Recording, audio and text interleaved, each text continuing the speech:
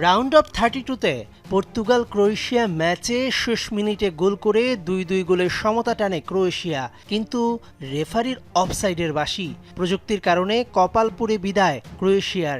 যেন গ্রিক সম্রাটের মতো পতন নিশ্চিত জেনে কান্নার বদলে লুকা মদ্রিচের অর্থপূর্ণ এই হাসি। ক্রোয়াটদের হয়ে জীবনের শেষ ম্যাচটি যে খেলে ফেলেছেন এই কিংবদন্তি। খালি চোখে বোঝার মোটে উপায় ছিল না, কিন্তু রেফারির চোখ এড়ালেও এড়াতে পারেনি ফিফার অফিসিয়াল বল ট্রিয়ন্ডা। ক্রোয়েশিয়ার ইগোর মাতানোভিচের মাথায় বলটি সামান্যতম হয়তো চুলের ডগা স্পর্শ করেছিল, আর তাতেই বাতিল হয়ে যায় নিশ্চিত গোল।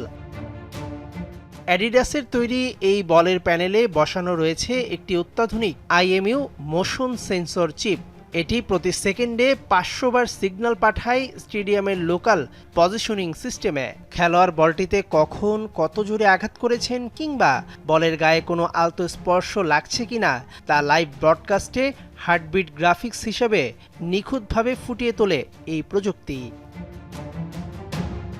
অফসাইড কিংবা জটিল হ্যান্ডবলের সিদ্ধান্ত দ্রুত ও নির্ভুল করতে এটি এখন VAR অফিসিয়ালদের সবচেয়ে বড় অস্ত্র। মজার ব্যাপার হলো, এই স্মার্ট বলগুলোকে ম্যাচের আগে রীতিমতো চার্জ দিতে হয়, যার ব্যাটারি ব্যাকআপ থাকে প্রায় 6 ঘন্টা।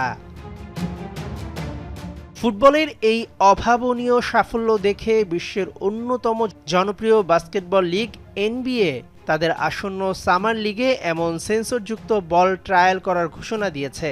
আবেগ আর বিতর্কের ঊর্ধ্বে উঠে নিখুঁত খেলার খোঁজে বিজ্ঞান এখন মাঠের সবচেয়ে বড় রেফারি। বিশ্বকাপের বাকি অংশ পার্থক্য করে দেবে এই বিশেষ বল। মেহেদী নাইম, যমুনা স্পোর্টস।